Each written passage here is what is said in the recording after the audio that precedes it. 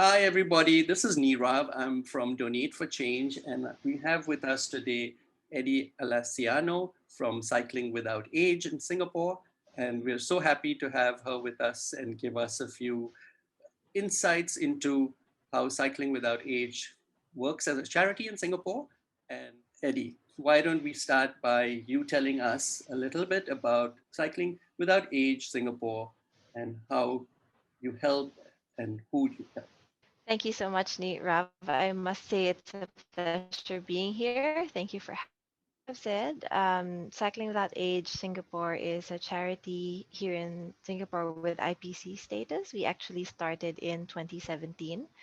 And what we do is we work to build an inclusive community through programs that promote three things: intergenerational bonding, longevity and wellness, and the preservation of Singapore's culture and heritage. So our flagship program, our most popular one, is called the Moving Generations Program. It's uh, actually seniors and persons with disabilities going on rides on an e-trishaw, and they are piloted by our youth. So we have different locations across the heartlands of Singapore, and these youth and seniors and PWDs come together for some intergenerational bonding, also to enjoy nature and the parks around us here in Singapore. It's been very valuable and very fulfilling to be able to do this because um, the seniors we have, our low income seniors, also mostly have limited mobility. And for us to be able to give them the opportunity to be outdoors again, connecting with nature and seeing the community around them has had a great impact on them. We also have a few other programs, one of which brings together youth at risk with senior mentors. And so the goal is for the youth to re engage back to community, be a productive member of society through the encouragement of our senior mentors.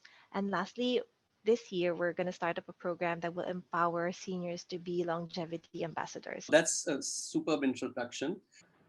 Can you please speak about how it has impacted your charity? Hmm. I think I speak for everyone when I say 2020 has been an exceptional year for both good and bad. In our case, in our charity, the biggest impact we've had because of COVID is not being able to engage with our seniors. As early as February, when we shifted to doors gone orange, the nursing homes closed down, the senior activity centers were closed, so we weren't able to actively reach out to our seniors. And for our charity, we're very high touch. I had just described going out on trishaw rides, and that made it impossible for us to give our service to the community. Um, and because of that, we had to think of ways to innovate, to pivot, and change the way we serve the community so we can continue to remain relevant even during a pandemic. So, Yes. what are you doing to bring in the donations, and how are you using technology to help you? Hmm. I think that's another thing that I failed to mention earlier. Is so one thing is to not be able to engage with the beneficiaries. Another thing is to not be able to connect with the community who supports us. So our donors, our funders. A lot of the funds that we would normally receive were redirected to disaster relief. And so really, in terms of fundraising, also we couldn't do a lot because again, events, activities were limited. So it is, as you just said, how we can re-engage our support group, our community of stakeholders who believe in us and who fund our operations. How can we leverage technology so that we can, well, not just connect with our beneficiaries, but also continue the partnership with our donors and our funders. Um, it's been really good to have platforms such as Donate for Change actually actively approach us and say, "Hey, we want to help.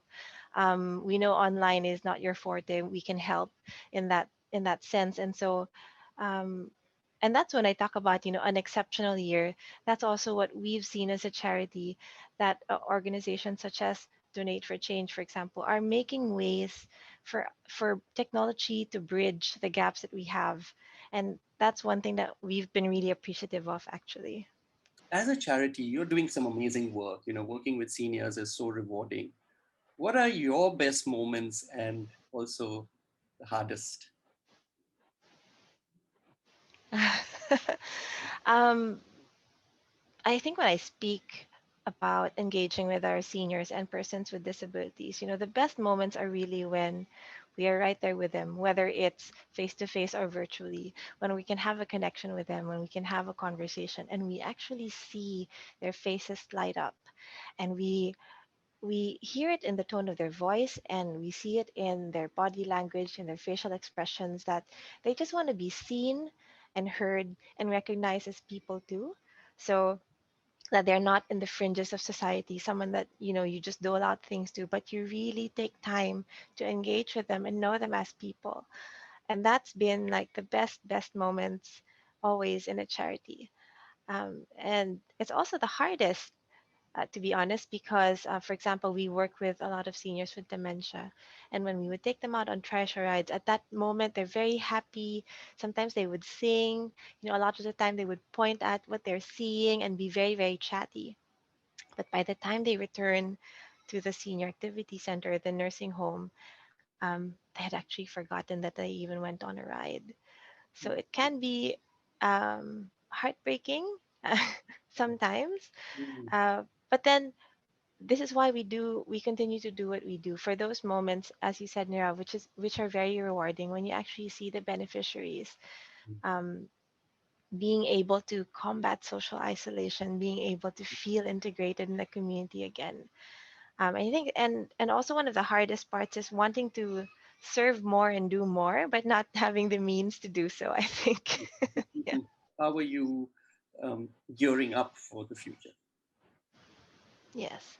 I think if this pandemic has taught us anything, is that we really are stronger together. Throughout the pandemic, we've had lots and lots of Zoom calls and conferences and meetings, across social service agencies, across the different charities, saying, can we pool our resources? How do we work together so that we can continue to serve?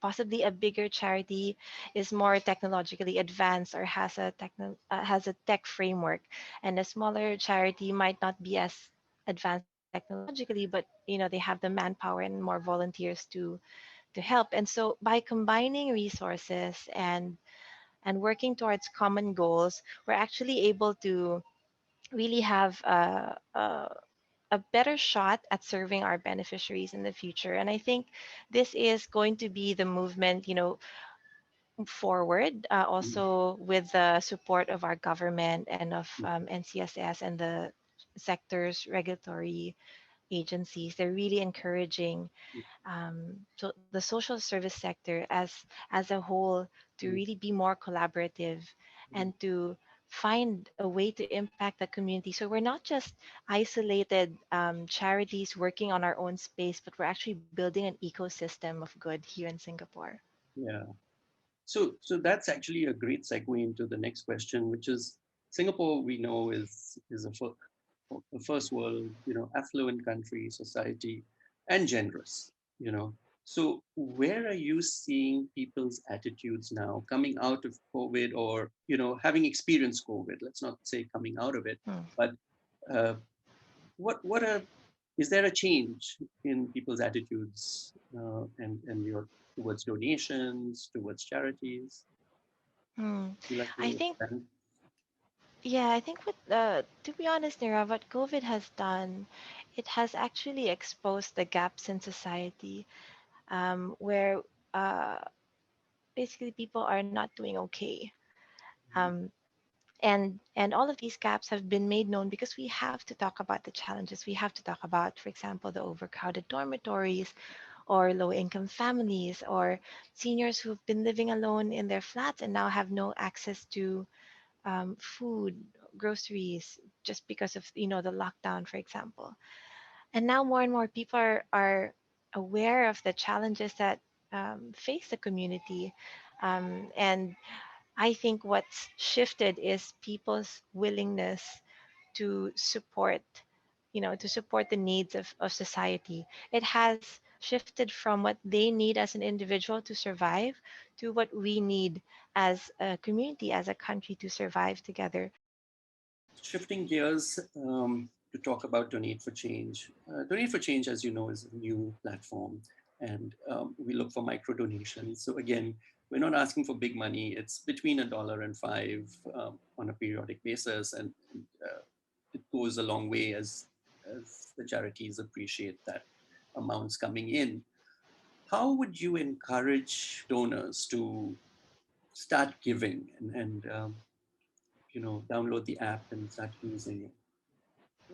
One of the reasons we really partnered with Donate for Change is, we really believe, just as you do, that every little bit counts, and that there's no shame or there's no hardship in giving $1, Mm, and you really don't know the ripple effect of that donation. So I would encourage people to look into this new kind of giving. I think traditionally we've always talked about donations and giving and grants, in the hundreds and the thousands. mm, But actually, what really matters is what your personal intentions are, mm, and having a platform like yeah, Donate for Change that brings together charities who actually encourage micro donations and who actually say, hey, we value every single dollar that you give to mm, us. That's more than enough.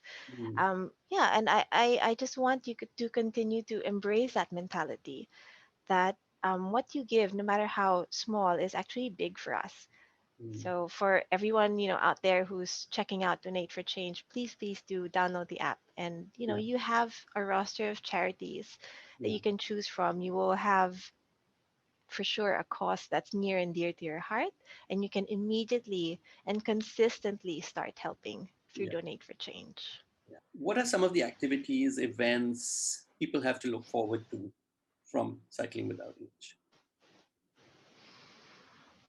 I think we realized that we do have to serve both physically and virtually. So Mm, we have some exciting offerings for our seniors and PWDs now.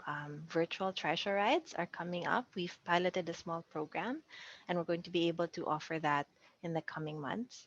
Also, we are really planning on building longevity ambassadors in seniors. So not just treating seniors as a beneficiary, someone you need to help, but also someone that you can empower and mm, someone who can still be productive in the later years of their life here in society. So we're going to engage them to be mentors in many different specialties, from cooking to dialect lessons. So it's going to be a big program of empowerment for seniors, and hopefully also address the preservation and passing on of the culture and heritage of Singapore. So these are just some of the exciting plans we have for 2021. Of course, we can't do any of those things without your help. This has been excellent. We look forward to more engagement with you and to supporting you through your initiatives over the next year and the coming 21. Thank you. Have a good day. Thanks, Sirav. Yes, take care. Bye for now.